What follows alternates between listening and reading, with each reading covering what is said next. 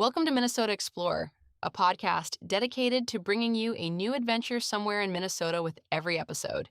Each week, we'll travel to a different destination, from scenic state parks and beautiful lakes to fascinating cities, historic landmarks, and hidden gems tucked away across this incredible state. If you're gearing up for your own trip, head over to northeastern, where you'll find gear recommendations to help you travel smarter, plus a full list of our other podcast shows covering destinations around the world. If you love discovering new places and planning your next adventure, follow the podcast so you never miss an episode. And if you're enjoying the show, leaving a positive review goes a long way in helping others find it.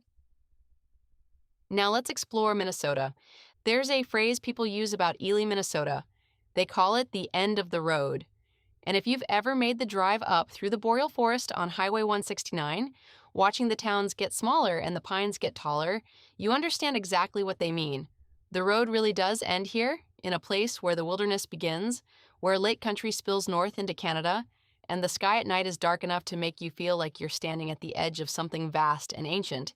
Ely is not the biggest city in Minnesota. With around 3,000 residents, it barely qualifies as a city at all. But it carries an outsized presence in this state as a portal to one of the most extraordinary wilderness areas in North America, as a town with a rough and tumble immigrant past, and as a community that has reinvented itself more than once without ever losing what makes it uniquely, stubbornly itself. The city sits in St. Louis County in the northeastern corner of Minnesota, about 110 miles north of Duluth. It's roughly a 4-hour drive from the Twin Cities, long enough to feel like a real journey, short enough that you can pull it off in a weekend if you push. And a lot of people do exactly that because Ely offers the kind of experience that most of us have to travel much farther to find. To understand Ely today, you have to understand what came before, and what came before was iron.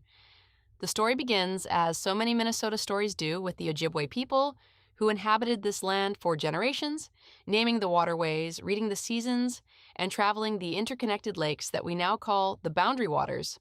Then came the trappers and traders in the 1700s, following the same routes. And then, in 1865, a gold rush. Miners flooded into northeastern Minnesota chasing gold on Lake Vermilion.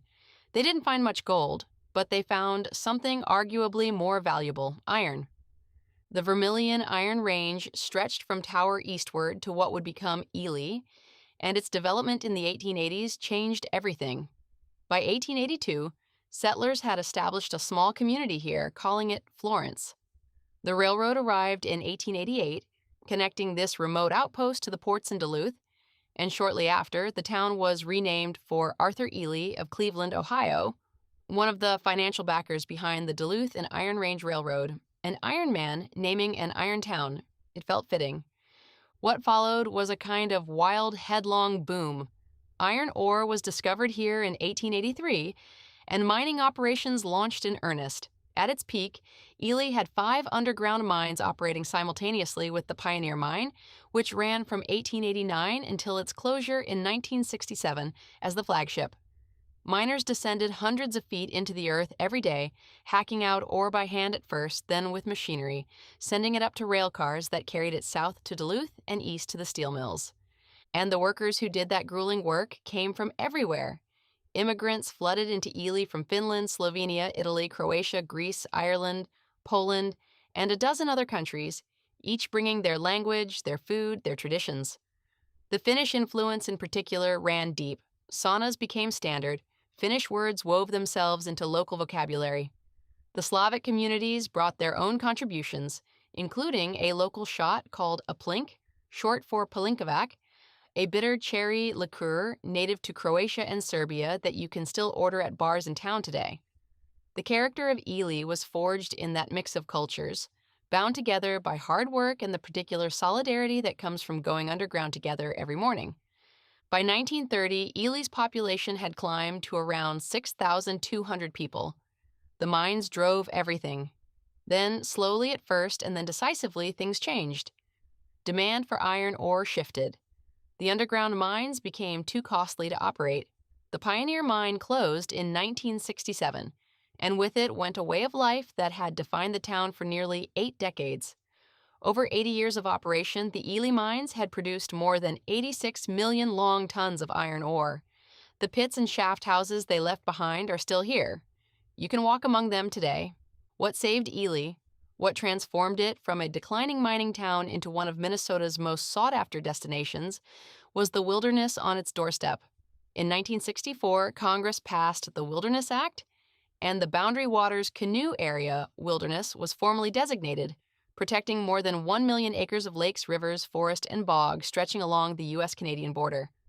Ely, with nearly 20 entry points into the BWCAW, became the natural gateway. The canoe outfitters moved in, the lodges filled up, and a new identity took shape, not a replacement for what came before, but a layering on top of it.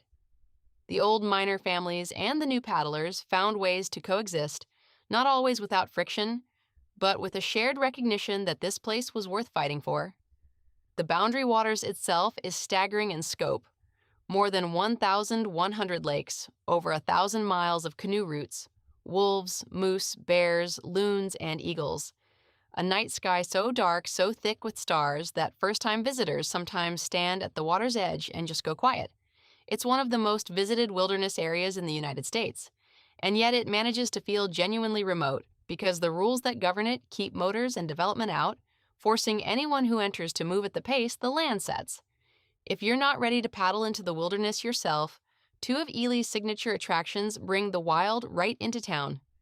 The International Wolf Center, just off the main highway, is dedicated to fostering understanding and respect for wolves, one of the most misunderstood animals in North America.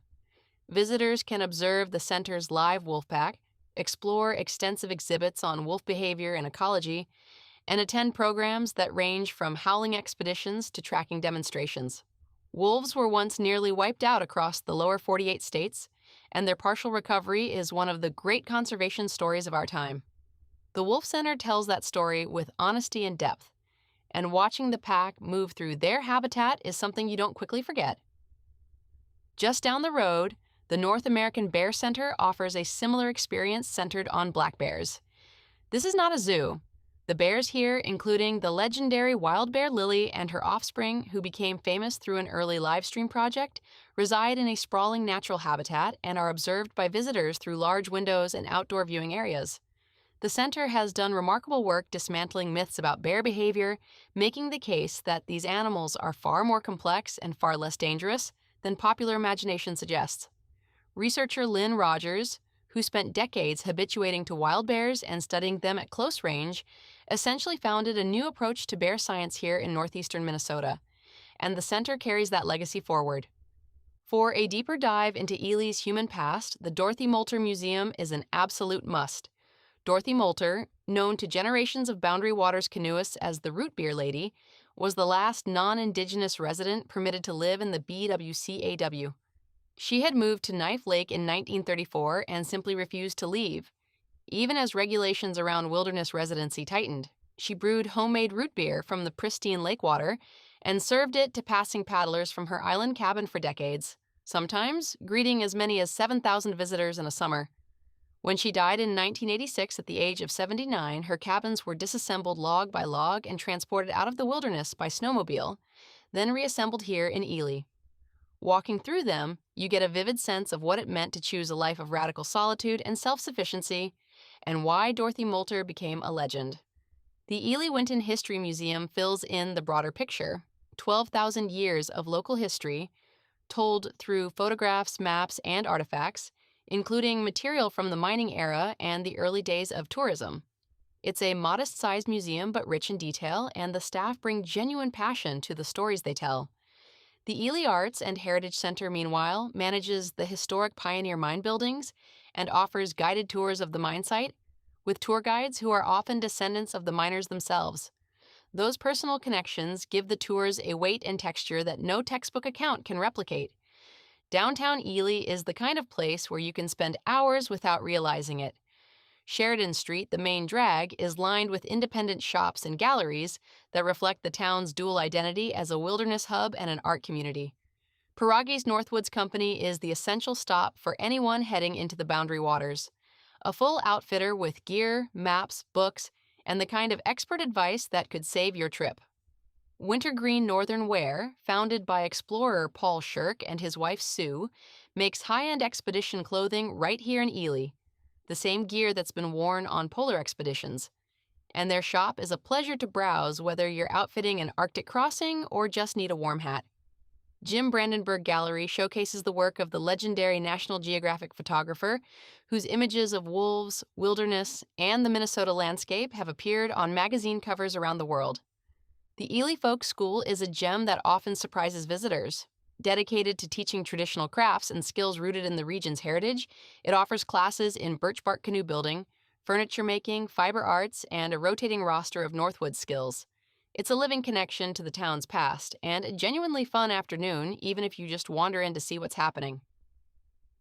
The Trizona Trail offers a walking tour of the old mine sites right in town, circling Miners Lake, which was formed in the pit left by the Pioneer Mine after it closed. Self-guided interpretive signs walk you through the history of the 5 mines that once operated here, and the trailside views of the old shaft house and other structures give a real sense of what this town once was. It's a quiet, reflective walk that feels entirely different from the paddling and hiking adventures that most visitors come for, and all the more valuable for that. Speaking of hiking, the area around Ely has no shortage of trails for those who prefer to explore on foot. The Bass Lake Trail leads to Dry Falls, a beautiful cascade where you can cool off in the water on a summer day. The Kawashiwi Falls Trail is another local favorite, following the Kawashiwi River to a picturesque set of falls that require almost no effort to reach, and the Superior Hiking Trail passes through the broader region, connecting Ely to a larger network of wilderness routes that stretch the length of the North Shore. Winter in Ely is not a retreat from the outdoors, it's an entirely different kind of invitation. The Ely Winter Festival in February fills the town with ice sculptures, dog sled races, and polar plunges that draw visitors from across the region. Dog sledding outfitters operate throughout the winter, offering guided trips that range from a few hours to multi-day expeditions into the backcountry. Cross-country skiing and snowshoeing trails lace through the surrounding forest, and the dark winter nights, far from city lights, make Ely one of the best places in Minnesota to see the northern lights. Fall brings its own spectacle. The boreal forest around Ely lights up in late September and early October when the birch and aspen turn gold against the dark backdrop of pine. Hawk Ridge migration draws birders who want to track raptors on their southward journey. Blueberries ripen in the bogs, local knowledge that Ely residents guard with the quiet pride of people who've spent their whole lives here. The food scene in Ely has its own character. Unpretentious, but with genuine standouts. Insula Restaurant on Sheridan Street is the town's most celebrated table, a chef-owned operation serving fusion American cuisine with locally sourced ingredients. The Northern Pike Sandwich and the walleye dishes are worth planning your day around, and the atmosphere is relaxed and warm without being casual in a way that sacrifices quality.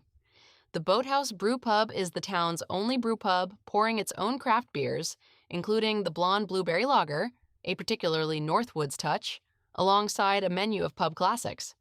The walleye fish and chips are a local standard. Britain's Cafe has been feeding pre-trip paddlers since what feels like forever. A classic, greasy spoon that opens at 6 in the morning and serves the kind of breakfast that carries you through a long day on the water.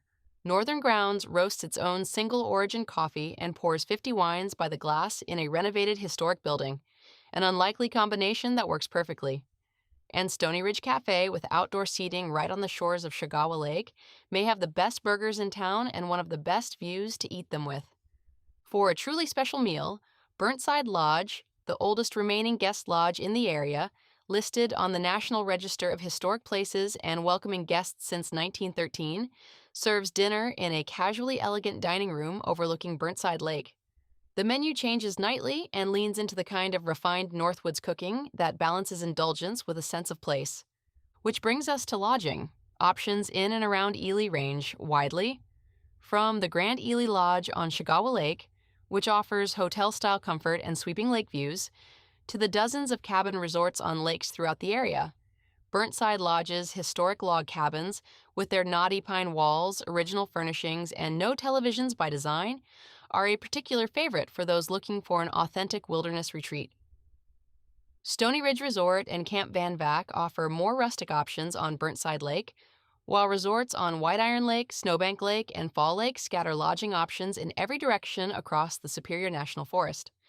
For those heading directly into the Boundary Waters the next morning, some outfitters offer cabin accommodations right at the entry points, so you can sleep close to where the wilderness begins. That brings us to the end of today's episode. Before you go, a few quick things. Subscribe so you never miss a destination, leave us a positive review to help others find the show, and share this episode with someone who loves exploring Minnesota. And if you're hungry for more adventures beyond Minnesota, visit northstartravelers.com to explore our other podcast shows and browse gear recommendations for wherever your next journey takes you. Your support means the world and keeps these adventures coming. Thanks for joining us, and happy trails.